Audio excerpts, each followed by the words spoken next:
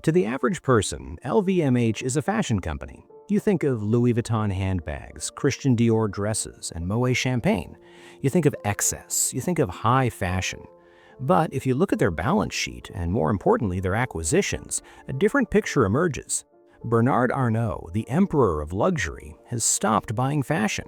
Instead, he is buying boredom.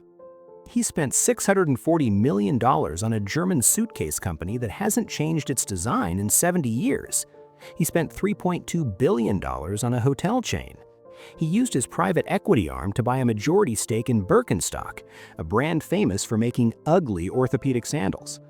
And in the last 24 months, LVMH has spent billions buying plain concrete buildings in New York and Paris. Why? Because Bernard Arnault isn't building a fashion house anymore. He is building an economic fortress. He realized that while cool is trendy, boring is forever. In this video, we are going to deconstruct the boring strategy. We will look at how Arnault uses a shadow army of private equity to manipulate the market, how he turned a hostile takeover into an art form, and why the most dangerous monopoly in the world isn't in tech, it's in your closet. To understand the strategy, you have to understand the man. Bernard Arnault is neither a creative nor a designer. He's a trained engineer who spent his early career in his father's construction business. Engineers don't care about vibes. They care about efficiency and structural integrity.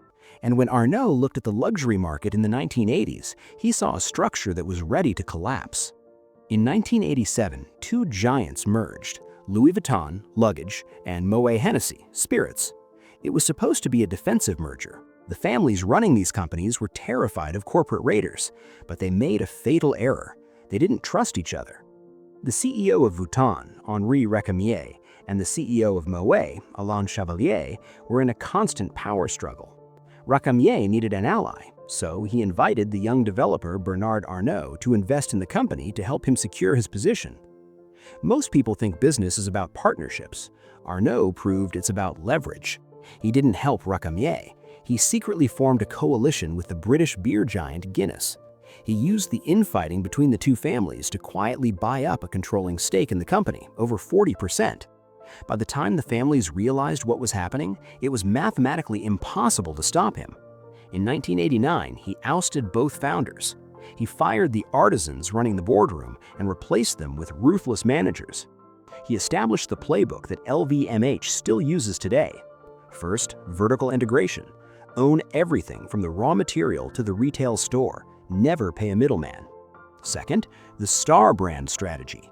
Use the massive profits from one mega brand, Louis Vuitton, to fund the losses of smaller brands until they become profitable. And third, ruthlessness. If a brand doesn't work, fix it or kill it. No sentimentality. For 30 years, this worked on fashion. But as the economy changed, Arnault realized that fashion wasn't enough. He needed assets that were more diverse and recession-proof. He needed the boring portfolio. Most people look at the stock ticker LVMY and think that's the whole company. Well, it's not. Arnault has a secret weapon, a shadow army called L. Catterton. This is a private equity firm formed in 2016 by merging Arnault's family office, Group Arnault, with an American equity firm, Catterton.